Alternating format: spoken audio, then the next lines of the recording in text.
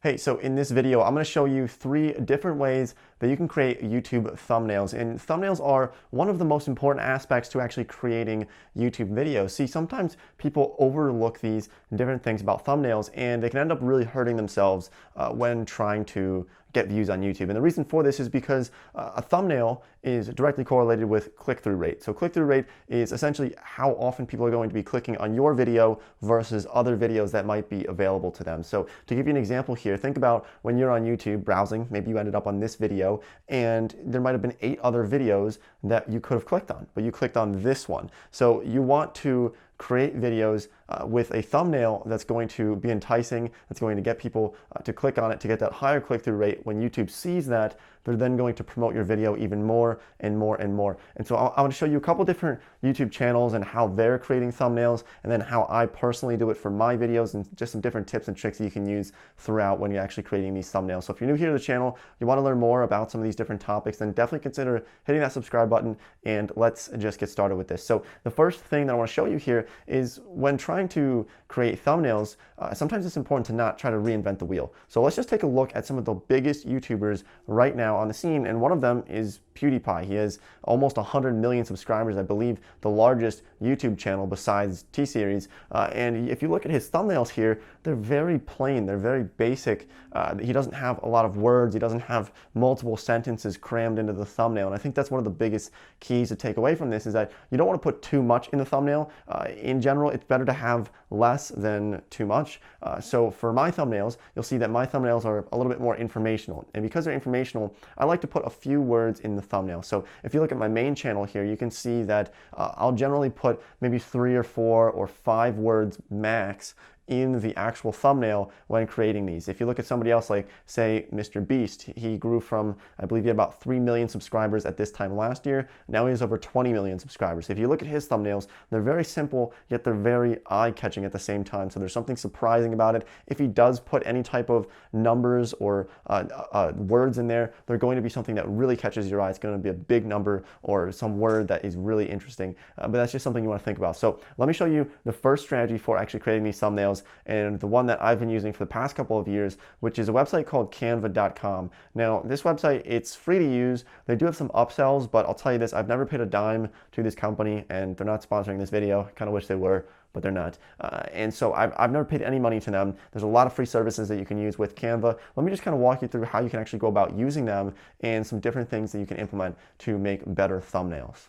All right, so what we're going to do here is we're just going to type in YouTube into the search bar here, and it's going to give us an option of YouTube channel art, which is also a great option to create with Canva, and then YouTube thumbnail. So we're going to click on YouTube thumbnail, and this is actually going to give us a bunch of different designs that they've already essentially pre-made for us that we can altercate to make something a little bit different, but still get something that already has some good design to it. So depending on what type of YouTube channel you have, what type of videos you're making, maybe you could go through different ones to find ones that would be more suitable to you. But for example, my videos are generally going to be tutorials or informational. So I'm going to go through here and find something that is, like I said, not having too many words, nothing where there's too much going on. So this is a perfect example right here, making the perfect cup of coffee. Okay, so the amount of words that they have here on a thumbnail, I believe, is a perfect amount. Anything more than this would just get too much and overloaded, and people wouldn't click on it because they wouldn't take the time to actually read everything that's going on within here. So what's great about this is that you can just change up these words. You can change up whatever you want to type in here, blah, blah, blah, blah, blah, right? And then you can change the picture. You can change everything within here. You can change the color, and it's very easy to use. And they have a lot of these outlines. Now, some of these are free. Some of these you have to pay for. This one, for example, they're going to try to charge you like $1 or something for, which honestly, I've never had the use to actually have to pay for some of these. But if you're willing to pay a couple dollars, then go for it. But for example, this one here is free, and you'll see which ones are free, which ones are not free.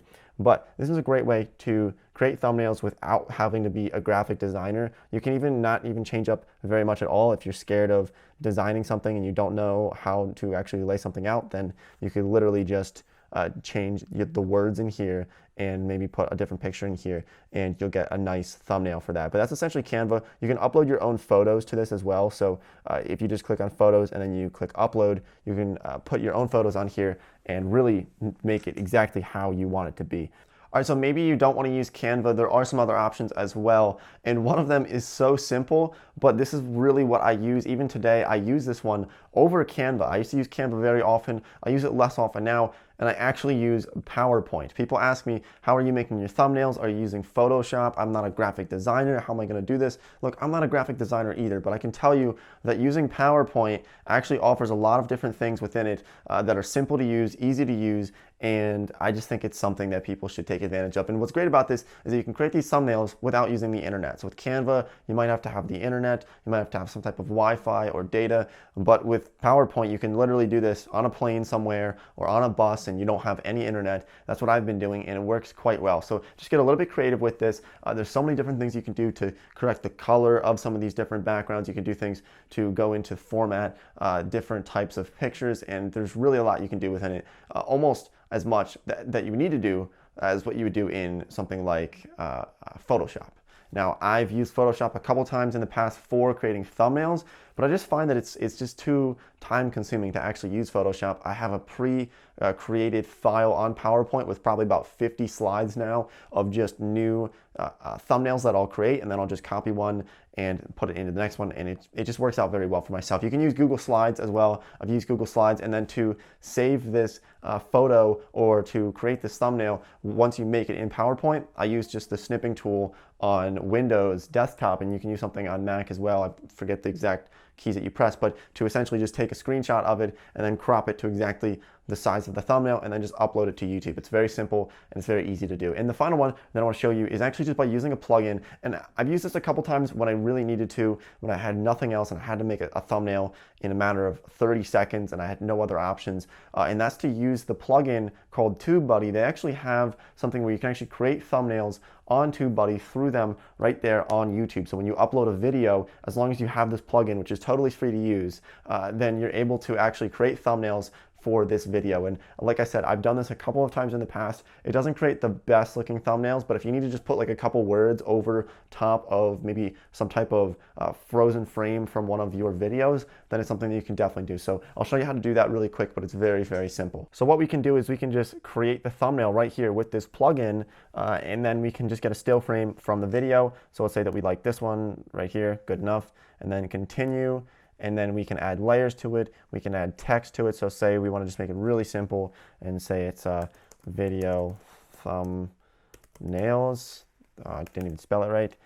But then you can add this text and you can add different colors to it, and it's easy to move around.